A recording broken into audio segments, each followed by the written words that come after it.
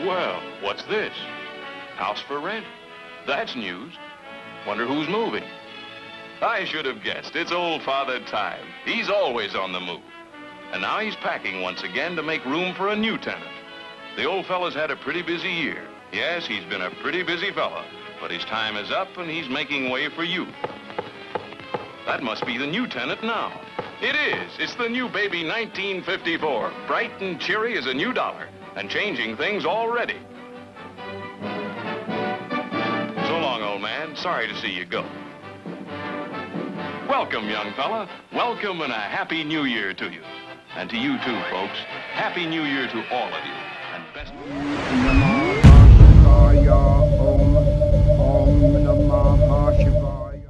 Now what we're doing here is we're dissecting the curses.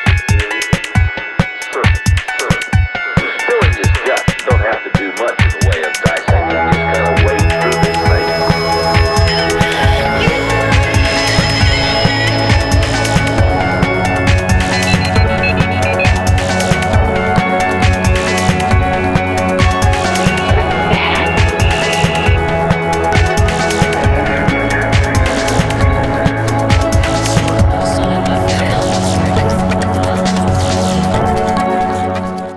This is Joe Nolan. Welcome to the latest episode of Coincidence Control Network. This is number 79. Pushing down on that big 100, y'all. I think probably more than anyone else, we have Ken Eakins to thank for that. Ken, how are you this week? Feeling good. I've had a busy creative week because when you think of me, you think of two things. And that's football and fashion. And I've been working on football and fashion projects. Selling my soul. Now, when you say football, don't you really mean soccer? No. No, I mean football.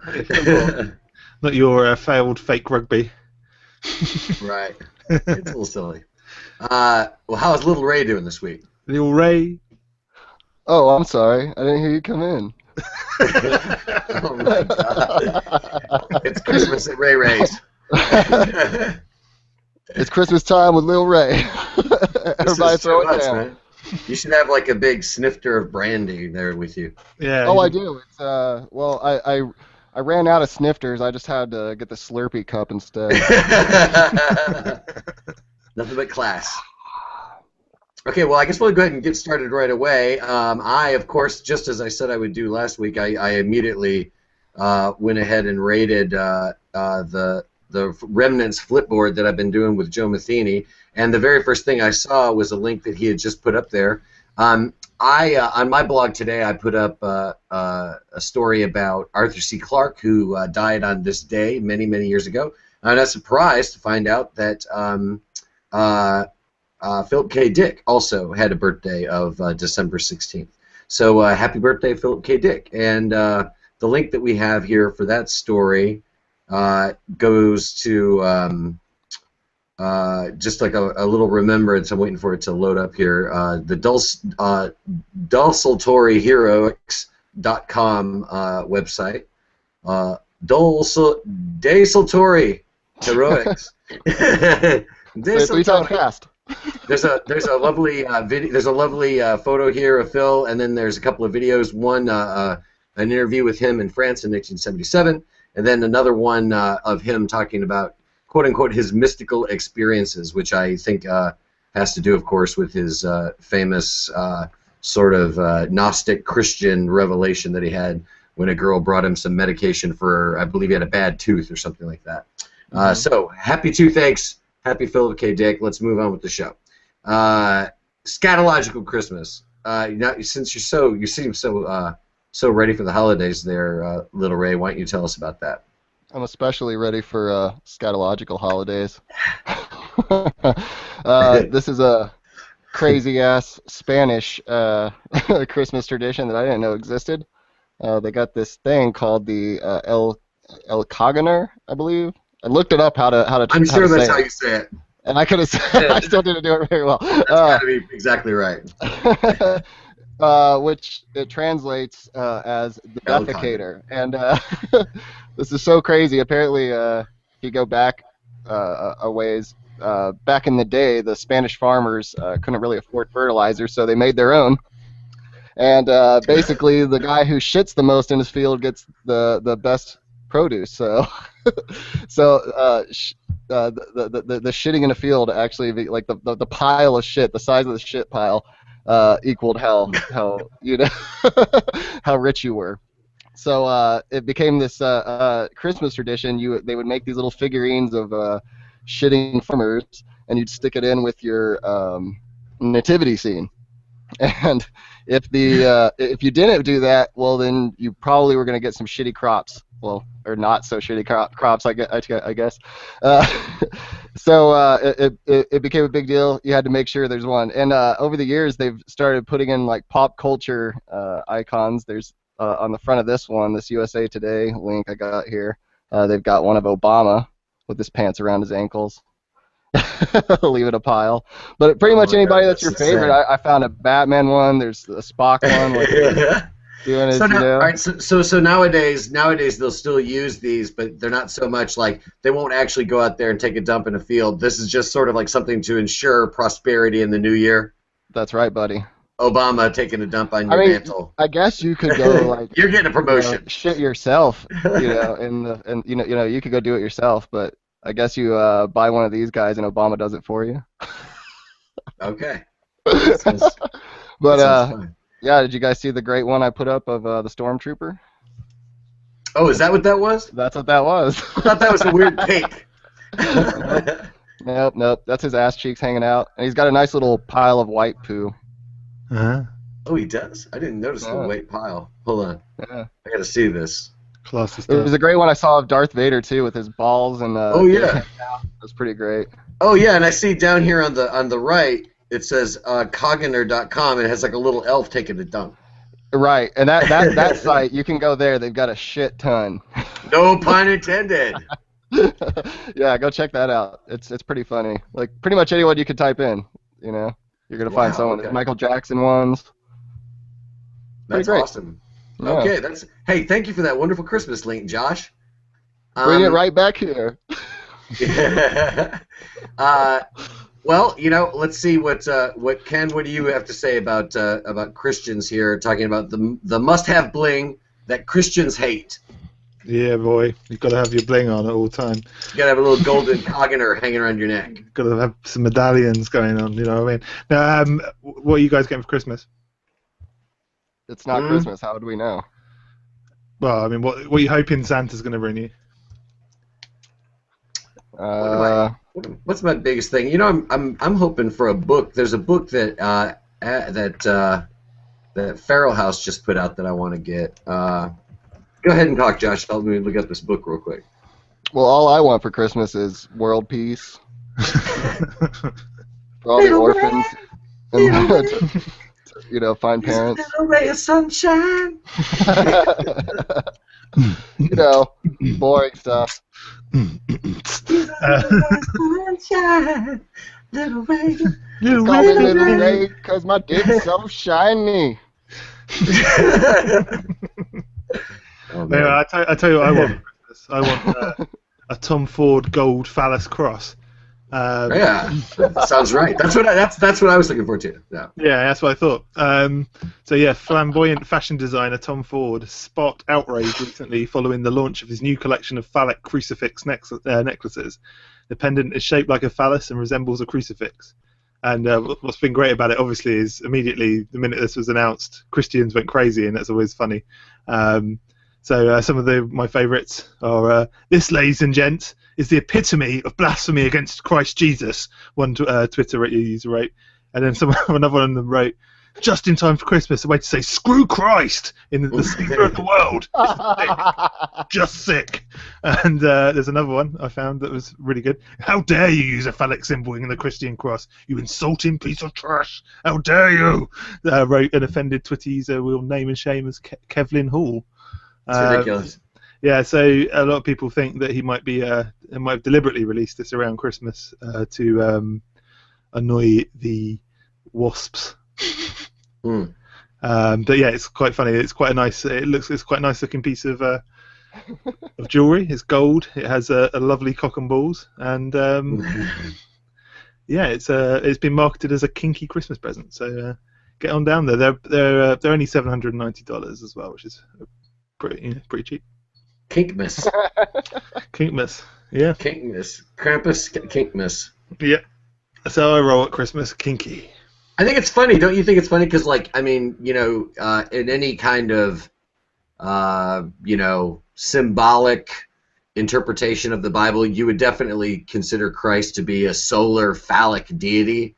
So having a big cock and balls cross represent, that references Jesus. It's actually just appropriate. It's totally appropriate. Yeah, it makes sense. He's more Christian than China.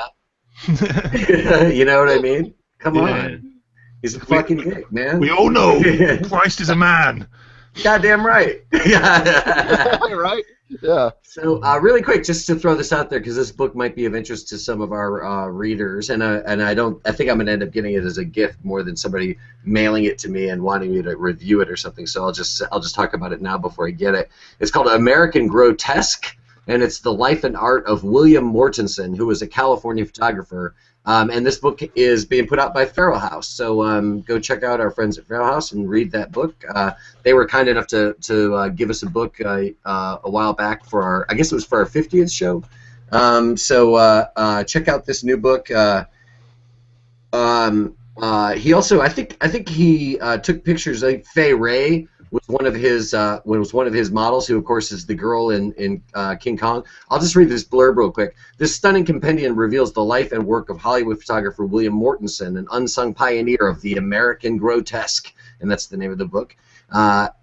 With young actress Fay Ray under his wing, Mortensen began his career shooting portraits of the leading screen stars and collaborating with Cecil B. DeMille during his silent movie days. Using radical photo techniques that prefigure the digital age, Mortensen created wild images of witchcraft and horror, propaganda and persecution, along with sensuous nudes and character studies. So there you go. So American Grotesque, The Life and Art of William Mortensen, available now for the weirdo in your life from Farrow House. So get your weird boyfriend or girlfriend or wife or daughter or son this book full of nude photos with monsters in them and stuff. So who doesn't want that? Merry Christmas. There you go. It's a classic stocking. All about. It's a classic It's a classic stocking filler. Yeah, completely. Come on. Erotic photography. Nothing says baby Jesus like erotic photography. Exactly. I really want to get. I've been trying to track down if any of our listeners know where I can get this. David Lynch did the series of photographs, that kind of fairly erotic photographs, black and white, real close-up images of women. I think he released them around the time of Lost Highway, and there was a book brought out, and I just can't find it anywhere. So, yeah, I need to get my Lynch perv on. So if someone can. Anyone can track that down and let me know where it is, I'll be grateful. I was hoping you were going to say it's nothing but erotic pictures of David Lynch. Well, I mean, that's too kinky. Like, you really want that one, man. Oh, yeah. Just been tearing apart the Make internet. sure you get my good Just him with his hand up like this. Yeah. Yeah, exactly. Beautiful. Oh, my zipper's stuck.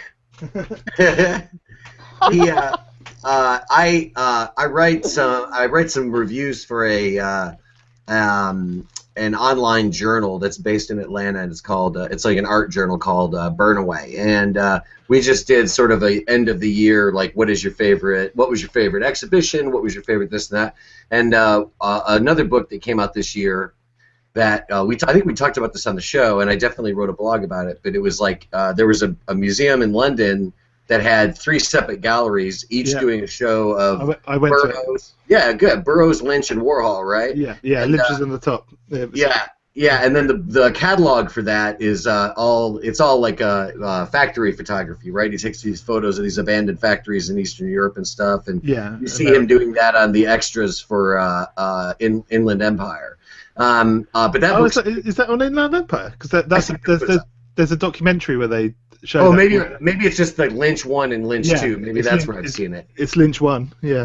Okay. Yeah. But those photographs are really great, and so they published a catalog that went with that exhibition, which happened earlier this year, which I wish I could have gotten to see.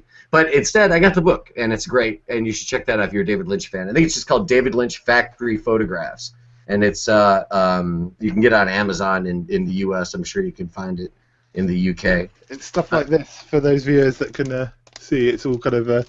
I've got another book of his that has some of the factory photographs in. This one, it was from a Japanese. I collect David Lynch's books. It's from a Japanese art exhibition he did, and it's got some of the factory photographs in here. Yeah, they're really good. Really. Yeah, they're killer. I'm a massive David Lynch fan. So yeah, he's my favorite.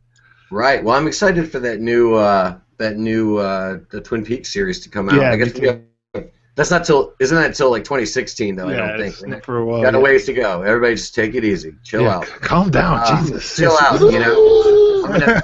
If everybody doesn't calm down, I'm gonna turn on the skinny puppy. Okay. I need to get my girlfriend. I need to get my girlfriend through the first series first. We've got through the first series, and then we're into the second series now. But the second series gets a bit dull about halfway through, doesn't it? It kind of does, and then I feel like it sort of picks up again once the Wyndham Earl thing really starts to kick in good. Yeah. But by then, you know, the show's over, so it doesn't matter. But I'm almost hoping in this new series they'll go sort of. I hope they start like with what's his Kyle MacLachlan is like an older guy, and then we go back to essentially anywhere within that second season, and they just focus on that story about him and Wyndham Earl.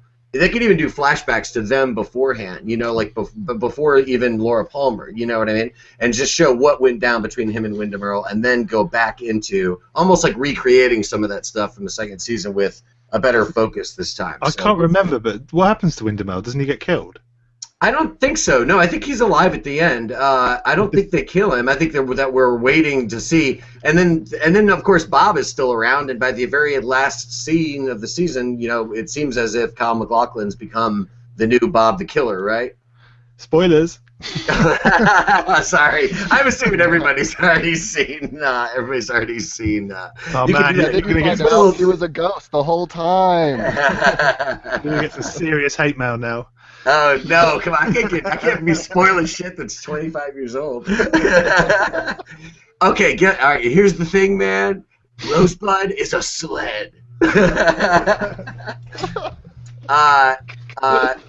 Darth Vader is fucking Luke's dad. If you're a Lynch fan, I picked this up. I was in Italy recently, and I picked up this this DVD set because I just didn't recognise what it is. And this has got Lynch 1 on it, but it's also got this thing called Industrial Symphony No. 1, The Dream of the Broken Hearted, and it's basically a musical version of Wild at Heart.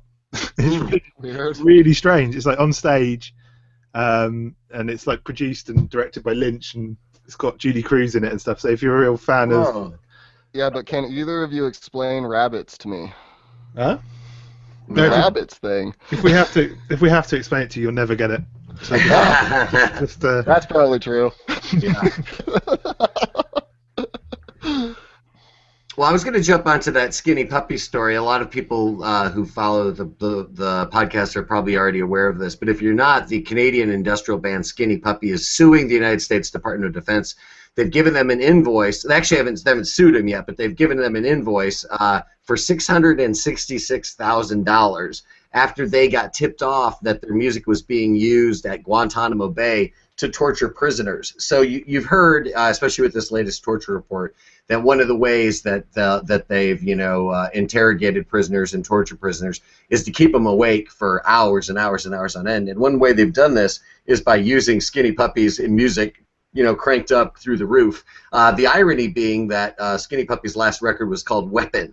And so they're saying, oh, okay, so they used our music as an actual weapon without telling us or licensing it from us or buying it from us. So we are going to send them an invoice for $666,000. If you go to the link, the Gawker website refers to that as the fee structure of the beast. So $666,000, and they have a lawyer who's telling them that he thinks he can actually make them have to pay that money. So we'll see what happens, but it's interesting because it reminds me of recent controversies like with Taylor Swift and Spotify or other artists with these streaming services who are saying like, hey, look, you stream my music all this many times and this is all the money that I actually get to make off of this, and then think about independent musicians who get many less plays and their music's on their and is also getting, heard, but they're not getting any money. So this is like, like almost worse than Spotify, because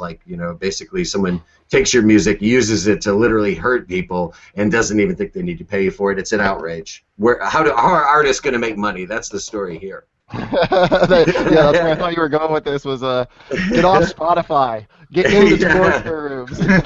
Exactly. Whatever you do, get off Spotify. Your band needs to get a hold of whoever's running Guantanamo. Yeah, that's what I'm saying. I need that Guantanamo money, man. Exactly.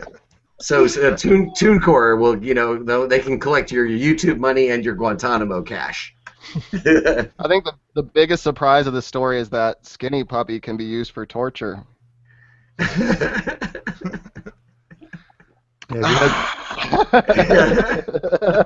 you heard the latest albums? Jesus Christ. Why no, I haven't. Oh, that's hilarious. Indeed. Well, I think it'll be interesting to see if anything at all comes of that. But I do think it's just sort of a hilarious. It's not hilarious, but it's like weirdly funny that it slides in next to these sort of controversies about online streaming and royalty revenues and stuff, and also the revelations of illegal torture that we've seen recently. So let's just all clean our act up, pay people what you owe them for their art, and don't torture people anymore. There we go. Merry Christmas. Josh, tell us about your mom on C-SPAN. I'm going to tell you all about my mom on C-SPAN. This one's kind of it kind of doesn't work unless you can watch the video, honestly. Sorry, guys. But, follow the link through and definitely watch the video. It's these two brothers who, I guess, their job, what they get paid to do is to go on C-SPAN and CNN and, Fox News as political pundits. And each of them are, one's right-wing and one's left-wing, and they kind of get out. And that's kind of their shtick. Well, they're on the C-SPAN episode, and they opened the Florida Callers, and their mom called in to complain about them always fighting, and warned them that they had better clean their act up before Christmas when everybody gets together. So it's pretty awesome. Definitely check it out. I don't know if there's a way we can play it in here or not. I'll leave our wonderful Ken to figure that one out. I am pretty wonderful. Yeah, I'm sure I can do that. You can do everything. There's nothing I can't do, frankly. It's just whether I choose to do it. That's the. Speaking of choosing to do something, if you chose to go do some mushrooms, could you actually drive to Buckingham Palace right now and get a mushroom, or what's going on with these mushrooms at Buckingham Palace? Apparently, they're a TV station. It doesn't actually say in this Washington Post article. Were in the grounds of Buckingham Palace, the most hallowed grounds in London, I might add. And during the preparations for a TV special, so it's probably some kind of royal crap,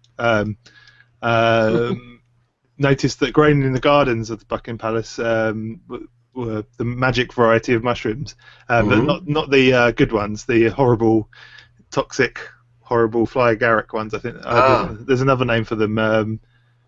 Amanita muscaria. Yeah, oh, right. Yeah. It's the classic, the red and white ones. Yeah.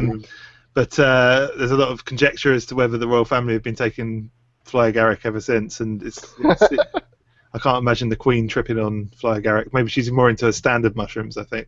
Yeah. Come on, if I was the Queen of England, I would get the good shit. But actually, they're really dangerous. if you eat too many of them, like if you're like a real mushroom fiend, they're really toxic, and I think you can get they can give you like really nasty stomach problems and stuff like that. The fly agaric ones, right? Yeah. I think if you ate like a whole bowl of them, they'd probably kill you. Right. That's what I'm saying. I'm saying if I was the Queen of England, I think I could get somebody to hook me up with the good ones. Well, John Dee was a bit of a mushroom fiend, wasn't he? I believe, and he was there. He would have been hanging out there. There's no way. Nah, he would have been hanging out in Buckingham Palace because he was Liz the First's friend, wasn't he? Mm-hmm. Yeah. He was like talking to the angels, right? Yeah, Right. indeed. And but yeah, there's quite an interesting bit in this Washington Post where it says, "While I feel safe in assuming that these symptoms have kept the royal family from indulging, plenty of humans throughout history have enjoyed the Fly Garrick's uniquely tumultuous trip. There's a running theory in the world of mushroom nerds that these spotted caps were used in the very earliest religious ceremonies, and that they might have been responsible for the first human concept of a higher power," which I thought was quite interesting. Especially for a Washington Post. But there's a really interesting other section in here for the Washington Post where it says the little brown mushrooms, ones that produce, what's it called, psilocybin? What's it called? Psilocybin. So, I say, yeah. That take users on the mind-altering, and then they put, and perhaps very beneficial trips you probably associate with magic mushrooms. I know, for the Washington Post to say to be a bit pro mushroom taking there. oh, It's, wow, that's Fucking pretty weird. kind of interesting little other part of that. It seems like a lot of that stuff's getting more mainstream, though, like where people are, where there's like, studies that have been done or studies that are being done, and that people are realizing that it's like, hey, you know what? This stuff is, actually has applications, psychological applications and things, treating addictions and whatnot, you know what I mean? And it seems like that's more and more, and maybe it has to do, too, with the same attitudes that seem to be changing about marijuana in America and everything else. Like, people are just gotten to the point where it's like, you can't just, like, be terrified of it and say it's bad. Like, there's just too many facts out there now, and there's too many people who are obviously living examples of the fact that it's like, yeah, it doesn't ruin your life. It's fine. You know what I mean? So I think, I don't know. I'd like to think that maybe in the future we'll live in a world of where people are a little more rational and a little less stupid about this kind of stuff. What do you think about that, Little Ray? Oh, call it out, Little Ray. It's yeah, it's kind of weird, isn't it? Like now we can use them for studies and shit when we couldn't do that before, like here in America. Yeah, that's actually a really big deal. It's weird that not more people have been talking about that. Hey, that's what we're here for. I used to use mushrooms before they went mainstream. You probably hadn't heard of them then,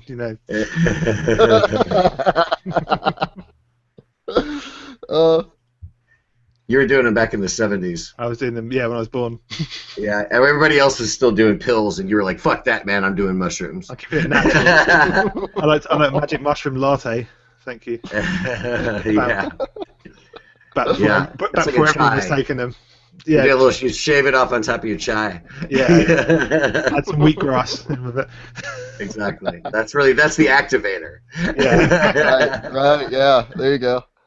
Well, let's keep moving. Talking about the 70s. Marky Ramone, who's like the only surviving member of the Ramones, and not one of the original members, but certainly an important member of the Ramones, is coming out with his own memoir. That will be. I'm waiting for this link to load because I'm gonna have to stop it because there's like a video on it. And it started up earlier when we were just trying to get ready for the show, and all of a sudden there's all this crazy music. Oh, can I find it and stop it before it begins? Never. No. You can never do that. That's the point. It doesn't look like I can. It looks like it's not going to start on me this time. Hopefully it's good. Oh no, here it comes. It's going to definitely try to make it jump. Anyway, so the very first quote at the beginning of this says Marky Ramone, and then it says colon because it's like his quote. Sting is a jerkwad.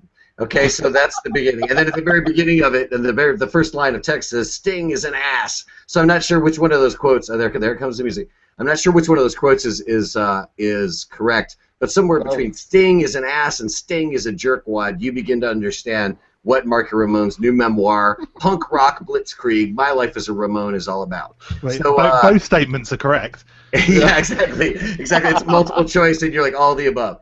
Marky joined the Ramones in 1978 to record their fourth album, Road to Ruin, replacing original drummer Tommy Ramone, who had handpicked Marky to be his successor. Born Mark Bell, Marky had already made a name for himself playing with Richard Hell and the Voidoids for their influential disc Blank Generation, Wayne County and the Backstreet Boys, and his first big band, the early 70s metal group Dust. So, but it's in when he becomes the Ramones. That's like really the biggest band he plays for. Although Richard Hell and the Voidoids are killer, and that's all in the same. That's all in the same world. I remember there's an episode of one of Anthony Bourdain's shows where he hangs out with Marky Ramone. And you know, and specifically says, like, you know, I was really excited to hang out with this guy because he's part of my two favorite bands, the Voidoids and the Ramones. So so he's seen it all, basically, is what I'm saying. He was right in the middle of that world when it happened and was part of these two biggest bands, and I'm looking forward to his memoir because Marky's also always been kind of like one of the more lucid Ramones, you know.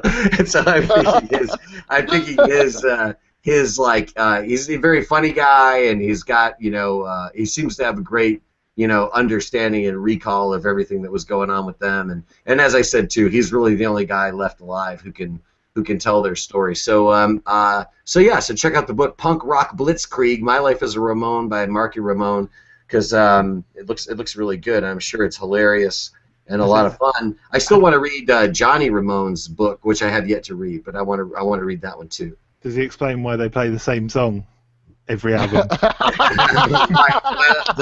Why they're all the same song? Why every song is the same? It always takes me like 30 seconds at least to figure out what song it is. It's like Bad Religion. Have you heard them before? There's a lot of bands like that. Yeah, Bad Religion are real. They've got a real case of that.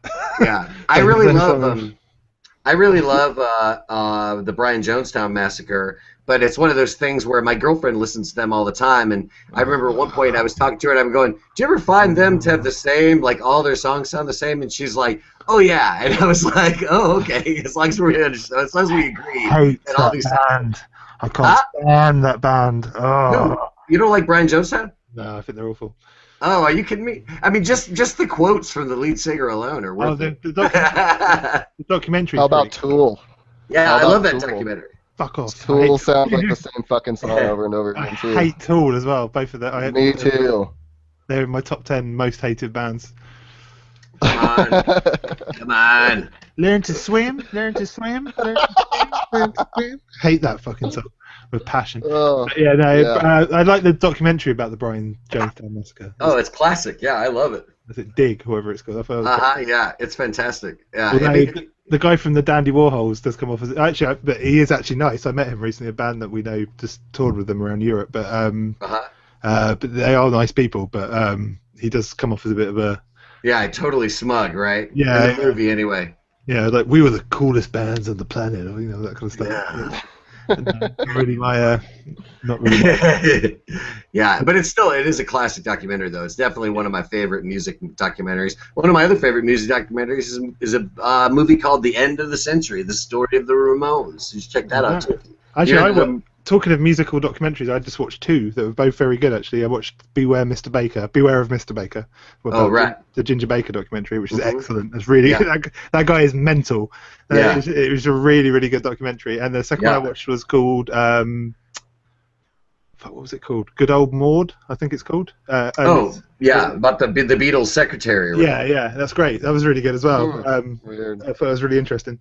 But yeah, both good, both worth watching. Hot tips from Ken.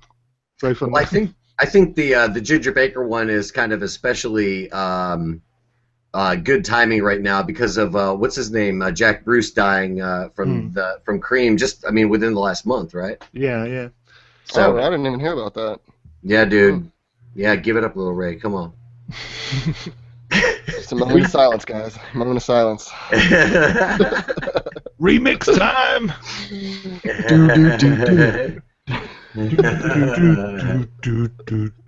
Come on. Sunshine of your love, Little Ray. That song is about me, guys. It's not about me. Oh man. Okay, so I'm trying to figure out where the hell we are. I got lost here on my links. Okay, why don't Josh? Why don't you tell us why Merry Christmas is back, bitches? It's back, bitches. Yeah. End of Texas. story. That's it. Texas has made a law that protects Merry Christmas and Happy Hanukkah in schools. So now legally you're allowed to put up Christian themed Christmas stuff or just any religious theme holiday things. No more happy holidays or season's greetings, anything like that. For me, I think that's awesome. Like, I think it's kind of lame, honestly, that anyone would get pissed off for someone telling them Merry Christmas. So I've always kind of gotten irritated. So I'm kind of glad about this, and I was happy and flinging this flag around. But then I start reading this article, and it looks like it's never been a problem anyway. It's not like they could it actually already was legally protected. So it's kind of like this move is just a dick move to kind of rub in the win for the war on Christmas, which I didn't know existed. Have you guys heard about this? The war on Christmas? Yeah, it's fucking ridiculous. Here's the thing. No, it's serious, Joe. No, Joe, it's not. It's real. Well, it's one of those things I think is really funny because to me, it's like the real, the smart. I've never known anybody to be offended by Merry Christmas or whatever. You know what I mean? I've never understood that. At the same time, just for me as a person who's like can be thoughtful enough to realize that not everybody around you is a Christian or just a consumer Christmas person or whatever the fuck you want to call most of this celebration. So it's like I always just tell people, hey, happy holidays, whatever the fuck you're doing, like you're doing something, you're not working, so happy holidays, and like why, what's the big deal? Just enjoy yourself, happy holidays. It doesn't hurt me to not be able to say Merry Christmas. I don't want to say Merry Christmas because it's not about me, it's about the other person I'm talking to. Jesus. This is my I'm talking to Jesus. Yeah, that's pretty much the argument my wife has too. I don't know. To me, it's like a fucking. It's just another thing to get pissed off about that people get pissed off about. And I mean, I'm pretty sure when someone says Merry Christmas to me that they're not they're not doing it like in a spiteful way usually. Right. Hey Josh, Merry Christmas. Yeah, Merry Christmas, Josh. God. Take that. In your face, Josh. Face. Merry Christmas. So I don't know. It's just been one of those things. Like honestly, I don't even think about it when someone says Merry Christmas to me. But when they say Happy Holidays, it definitely I think about it. Like, oh shit. I don't know. Maybe I'm just a Republican at heart, I guess. Yeah. When you're praising the J. I knew it. Little Ray be praising the J. We gotta have some kind of diversity on the show. He's the reason for the season, guys. Jesus. Yeah. Yeah, you said it. Exactly. I did say it. I'll say it again. And then I do the lean. Yeah. We can do the Jesus lean now, and now we're on video. It's great. That's true. Exactly. It's hard to do just on the podcast, right? Yeah. Ken, why don't you go ahead and wrap us up here and tell us a little bit about going medieval with 3D printing. Well, ever since Little Ray dropped his first record, I can imagine the ladies must be all over the place, and his wife must be really worried. Brushing them off, just brushing them off. He'd been making it rain all around New Mexico, and some kind of kinky. It's all about kink with me this week. Some kind of kinky geek, basically. It's the only people that use 3D modeling things are geeks, as far as I'm aware. But they've come up with this version of a medieval device, a chastity belt, but a modern day chastity belt that you can print yourself at home if you have a 3D printer. It has the catchy name, the Keyholder Dream KHD X3 Espresso Short. Rolls off the tongue. It's a male chastity device that keeps a man's bits securely in place and puts him in the playful mercy of his partner, who quite literally holds the key. And so someone decided to test it out, and they've put up advice on how to use the unit. And it says after preparing the unit, this guy called Giles tried it on. To put the device on, he found a 4-step process worked best. 1, without lotion, install the base ring as snugly as possible. What?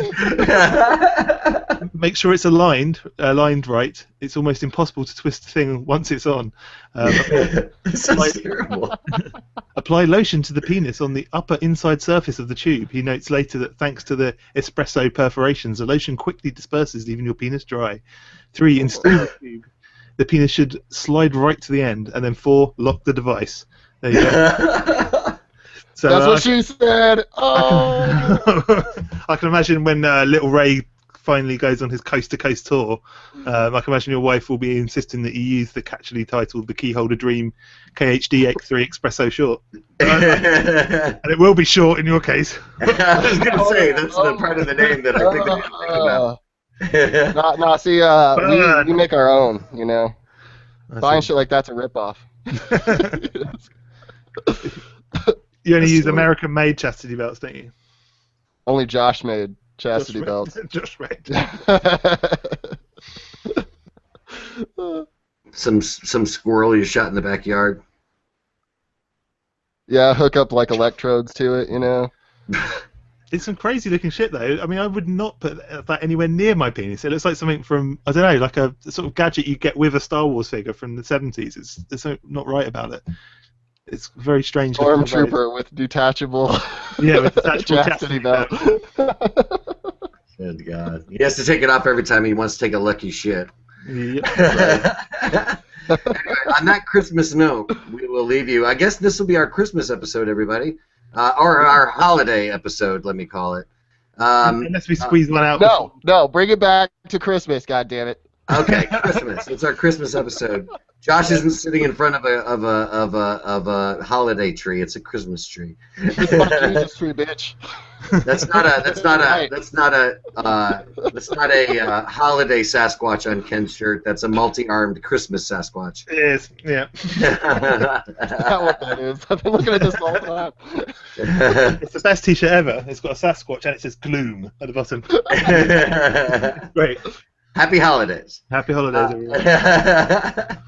Anyway, so I guess we'll be putting this one out next week, Ken, like during Christmas week. So I guess it's Christmas Eve or something right now, technically, for people when they're hearing this. Is that right? No, it's the 23rd, I guess, if you put it on Tuesday. And what is more Christmassy than watching us three? Yeah, what's more Christmassy than seeing some guys hanging out talking about dicks and stuff? So, it's what Jesus would have wanted. Jesus wanted this. We're talking about taking a dump in a field and putting lotion on your penis. Welcome to the holidays. Whilst on fly Garrett mushrooms. Yeah, exactly. But wait, I guess we should take a second and thank everybody very much for listening to us. It's been another year of CCN where we're 20 away from a triple-digit show. So thanks everybody for giving a shit. And thanks for hopefully coming back for another episode where we actually have to look at our faces, as opposed to the good old days when you could just listen innocently. Wondering how wonderful we looked. Yeah, those are your the days. imagination, thinking, I bet Kim's the most handsome one, and then been sorely disappointed when he saw that. Yeah, we should let people know. Sorry that Kim couldn't be with us this week. He had some babysitting duties he had to handle, so he's alive and well. He's just preoccupied being a mature adult, while the rest of us are screwing around like a bunch of losers on a Tuesday afternoon or Tuesday evening in Ken's case. It's that I've finally come up with a really good idea for a trailer for the show as well. And it's great, and it stars Kim heavily, and we're going to hopefully record that. Well, I love the opening credits for the first video show. By the way, it was fantastic. I need to improve them slightly, but yeah, there's they're getting there. A good start for sure. Well, until next time, and I guess it'll be next year when we get together with everybody again. Until then, I'm Joe Nolan. You can find me at Mighty Joe Nolan. You can follow my blog at www.joenolan.com/blog. And what about you, Josh, Little Ray, Frater, Isla? Where do we find you? They call me Little Ray. I be on the west side. It's the best side. Okay. What about you, Ken? Where can we find you at? Where can't you find me? That's what you need to know. Where He's can't everywhere. you find me? I'm everywhere. I'm just omnipresent. I'm like a god. No, there's Like a multi-armed Sasquatch of media. Exactly. Like a squid. No, yeah. Furry squid. At Sitting Now on Twitter, sittingnow.co.uk, hangmanfilms.com. Wonderful. Okay, y'all. Thanks very much. Happy holidays. Hope you have a nice break from your troubles and toils, and get time with your family, and safe travels, and Merry Christmas, Happy New Year, Happy Hanukkah, Happy Kwanzaa. Enjoy yourselves. Don't forget to let Jesus into your life. And the reason for the season. The reason for the season. The reason for the season. The reason for the season. Praise the J every day.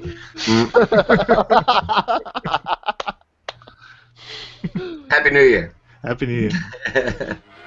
Should all acquaintance be forgot and never brought to mind? Should all acquaintance be forgot and days of all lang syne? For all lang syne, my dear, for all lang syne, we'll take a cup of kindness yet.